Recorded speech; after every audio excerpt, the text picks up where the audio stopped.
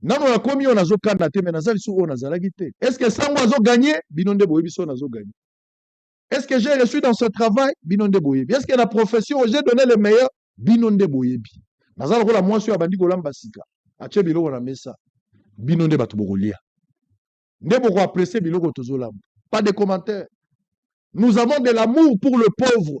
Nous avons de l'amour pour le pauvre. Kanga phrase. Vous devez.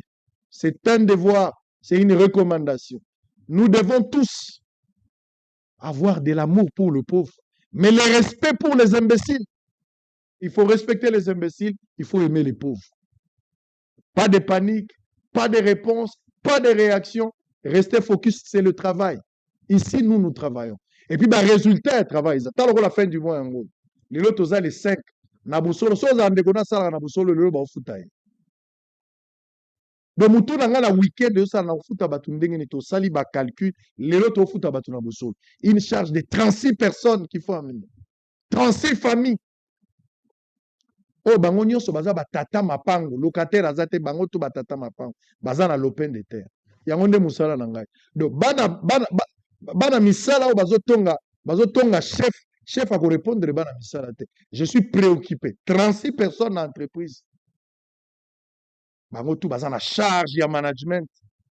Bakoti na kati na bato nyonso basala communication na bato ifasik. Nazo kumba bango. Et les 5 baza respecté na honneur na bango. Et Dieu nous bénit ensemble. Nous sommes une équipe. Totambola soudé. Ngana salinda bango ba salinda. Ça donne le résultat. Est-ce que vous aimez ce que nous faisons? Est-ce que vous êtes content du résultat? Si vous êtes content, nous allons continuer à travailler. Et tant que nous allons continuer à travailler, et que les adversaires ou les ennemis ou les jaloux ne vont pas mieux proposer la colonisation, comme je le dis, Zacharie, je rappelle, Kouloutou Zacharie Bababa, c'est une école, je rappelle que Zacharie me l'a toujours dit. La colonisation va continuer jusqu'à la moelle épinière tant que l'adversaire ne va pas mieux proposer. La colonisation restera pérenne. Je voulais parler de quelque chose très capital. Prenez ça comme vous voulez, vous êtes libre. Parce que faut défense. J'ai encore beaucoup de choses. Comme tous aussi, ça ma défense dans 4-5 jours, en droit privé judiciaire. Tout ça, la filière, soyez calme. Est-ce que tu as obligé à Koloba? Non. Ceux qui t'ont conduit à Koloba, mais tu as pas obligé. Opération Longola Ndegonayo charge. Décharger Congolais moko dans la passe. Congolais moko azo tambola na balabala. Mwana moko ateka a boudin. Azana mapa na kati. Azana boudin. Azana mwa beurre. Azo tambola na balabala. Tata ya bato. Mobali ya moto. Azo tambola na balabala. So tuni uti wapi obite na uti njili. Brasserie. Na yeko teka na gumbi. Na kozonga makolo, mais azana buda azana bana 4. Ndeko wana so na lobi na zoye na tie na musala na kotia combien de personnes na musala. Dieu m'a béni. Nzambe apesi ngai mbongo. Dieu m'a béni. Il m'a donné une femme, il m'a donné des enfants, il m'a donné une famille. Il m'a donné une grande famille à Bosolo, ba téléspectateurs au Bozalelo. Vous êtes une famille, une fierté pour moi. De ce que Dieu m'a donné, et ça l'éloté. C'est toujours ma vie, ça a toujours été ma vie. Je dis je dois vivre pour les autres. Et moi et mon épouse, nous avons décidé de fonder une fondation. Cette fondation, vivons pour les autres ou vivre pour les autres. Il y a des fondations à Bissau. Et dans ce cadre de la fondation, nous sommes condamnés. Pour la Bissau, la condamnation, nous sommes obligés. Et la recommandation divine, un principe sacro-saint. Nous devons vivre pour les autres. Nul n'a le droit de vivre heureux seul, alors que tu es entouré par des personnes qui vont souffrir. Il faut partager avec les autres. Mais le peu, je dois rendre mon entourage heureux. Il faut pas se là. Je ne parlerai pas de mon entourage restreint. Les témoignages sont visibles. Les gens qui travaillent à Bosolo, les gens qui vivent avec moi, et même ils vont témoigner. Ça, c'est pas mon problème. Dans mon église, dans l'entourage, dans la famille, ça, je n'en parle pas. Mais nous sommes dans une fondation. Expliquer que ça, c'est une fondation. Bobo Sani ke awa na Bosolo, na benga ki bino na bisi bino to sa l'opération pour la ba pigme Bobo Sani yango. J'étais à Yehimbo chez les Pygmées. D'abord, c'est difficile. Quel est ce journaliste qui a pris le courage pour arriver à Yehimbo? Moi, j'étais à Yehimbo. Pas une seule fois. Je suis allé à plusieurs fois là-bas. Nakomi na Yehimbo. La dernière fois, j'étais même parti avec mon épouse. Tolali na Yehimbo. Tosololi na bato ya Yehimbo. Na apporté soutien. Bato bapesaki biloko awa. Bato bapesi bilamba. Bato bapesi sukali. Bato bapesi biloko bamungwa.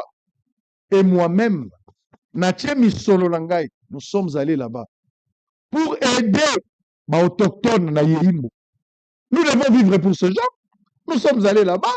Jésus alobaki mukolo na retourna ozalaki na elamba opesaki ngai te. Nazangaki ya kolia opesaki ngai te. Basi nyonso ba autochtone. Tango ba moninga ba leli. Babi moto aboye ba boma ete. Bokoyoka nzembo na suka. Vous allez le voir. J'ai parlé avec eux. Nalali na bango na liena bango. Na apporté bango soutien, bazui sourire. Notre objectif principal dans cette fondation, c'est donner du sourire à l'autre. Décharger moto moko azalaki na pasi. Moto akokutana na sango na ye ya vi na ye, azo ba sango ya sika.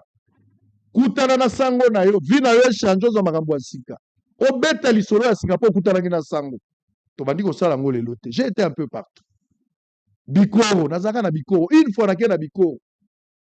Nakomi na Bikoro. Oh, toza na lac Tumba. Maman oyo awuti koteka bakwanga quelque part. Après cette expérience likolo ya mai selon ye, asalaka 2 jours na nzela po ya koteka bakwanga. Wana bimpuka ya bakwanga. Natuni mama wana otekaka combien? Alobi na ngaso na zuboye, nakoki kozwa 40 000 francs. Maman wana na charge mutu mobimba. J'ai récupéré cette dame. Na sololi na ye, na expliqué moi sur. Na zwi mbongo, na pesi mamonga la lobi, tala mayele na kabeli oyo yango, na kabeli yango mbongo na pesi oyo yango, na pesi oyo yango. Je soutiens l'entrepreneuriat. Il y a une différence, c'est que vous devez savoir. Une différence entre kokabao et Bible et lobby, pour na yoki ba interprétation à bato. Bible et lobby. Biso ba chrétien de tozolo. Yo mopaka no kotanga Bible te. Biso to yebi Bible et lobby po. Soko pesi na gauche, droite et yebate. Na cadre ya kosunga, c'est-à-dire nga na vandi na ndako na ngai. Ndeko moko aya leleli nga bisango depuis tongo na liete. Siko ngai na obligé avant na peso fo batia caméra. Je ne suis pas un chrétien. Ça, je deviens un hypocrite. Yango nde Bible lobby, oyo pesi na gauche droite et yebate. Ndeko mo mobala biso ya bisango kosunganga mwasi na pasi aza ya kobota. Toko sala eloko nini sango mwana fale makilezo. Nga na zwi ndeko wana na sungi ye menaye na beteli bino lisolo. Wana nde mabe. C'est ce que la Bible a condamné. Opesi na gauche droite et yebate.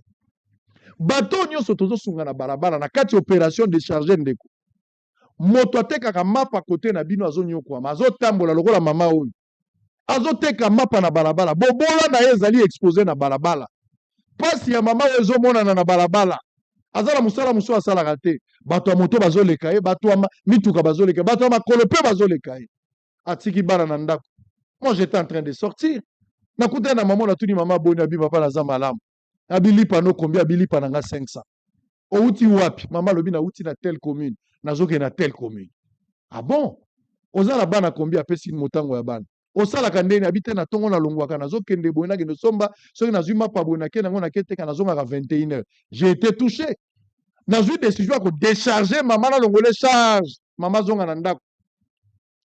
Natuni maman mapa eza combien? Papa lobi na nga mapa o nyonso eza nango 120 000 francs.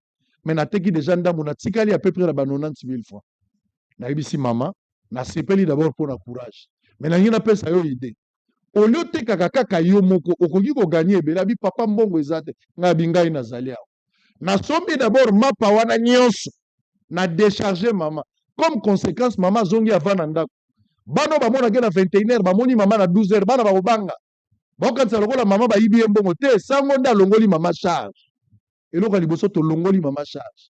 Mais ami balé na laksi maman mombongo na yebisi okokoma nango misatu mine na pesi ye idée na lobi na ye oko engager ba maman mibale bango pe batekaka bakoma sikolo kwa basali na yo ndo engager bango bo bando kabola ba bénéfice na tangeli maman mbongo na yebi ete na tangeli mbongo na kangeli mupiko mbongo na pesi na yebisi ye kende ko sala musala maman na zongi le sengo ayekoli entrepreneuriat na 3-4 minutes na pesi moyen nécessaire pour accompagner l'entrepreneuriat na décharger maman wana zongi ndako na ye Vous savez l'impact où ekoti na vie ya mama wana. Balongoli ye charge. Mama wana zongi avant na ndako. Mama wana komi patron po azwi ndeko musu aza pembeni ya mwasi to ya mobali. O azangaki mosala pa bandi kosala. Eza esengo ya mama wana. Les montants na pesi mama wana na koyebisa bino te. Mais l'impact de ce que nous avons fait, vous devez voir ça. Vous devez voir ça. Oyo ezali kambu ya pesi na gauche abimi na droite te. Oyo ezali l'entrepreneuriat dans le cadre de notre fondation, toza ko stimuler bango. Na utaki na Congo central, vous avez vu, mwana mwasi azoteka makala konki avandi na mungu. Biso tozoleka, tokuti ya lali ndeko mwasi.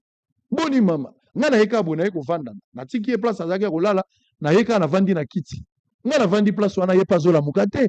Je suis resté là pendant 2-3 minutes. Présence à mutu asutu ki ya moninga tango atalinga na sololi na ye. Boni, olali pona nini? Abisinga papa depuis 5 heures nazalaki yao. Ngabi depuis 5 heures. Pona nini abi pona koteka biloko. Eloko yango combien 2000 fato bandi kotanga biloko na eza 54 000 francs congolais. Mutu ayaki depuis 4 heures. Je suis en train de voir na villa otokabela kabatu mbongo ya pamba. Mutu apesi eloko tayeka vieux petit na yo okamati $20 opesi. Mais moi je suis avandi depuis 4 heures cette jeune dame. Kaka pona kozwa 54 000 francs. Na qui passe na motema. Na sombi d'abord biloko na yenyo so poisonga mbala moko na ndako. Na décharger. Mais na décharger na combien na baxi ba 0 na mbongo na ye. Ya zaki na 54 000 francs na baxi ka ba 0. Na yebisi somba ebele banda koteka. Esengo ekoti na ndako na ye. Akutani na sango ya vie na ye. Amoni sango ya vie na ye. Okoyebisa ye nini? Akutani na sango ya vie na ye. Na bagisi ka ba 0 na besoin na ye akei. Azui esengo azongi na ndako avant. Deuxièmement aussi eloko esali ye azui mombongo akobakisa po mese koma monene comme conséquence aza mwasi akosomba suki akosombela mwana eloko akolia po aboti mwana moko. C'est ça le sens de l'opération, l'entrepreneuriat. Nazo te yango pendant 2-3 minutes liboso ya moto nazo salisa na cadre ya fondation po eza campagne auto lancée. C'est une campagne babomba yango na ndako te. Sima koteya pendant 5-3 minutes na pesi epe misolo po esunga ye akoma munene na musala na ye.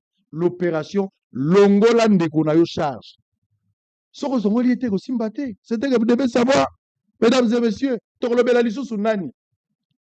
Bomona ki place na Kisangani. Mama o bozo mono aza mama mukolo. Papa babenga ke jekoko na pesi mbote.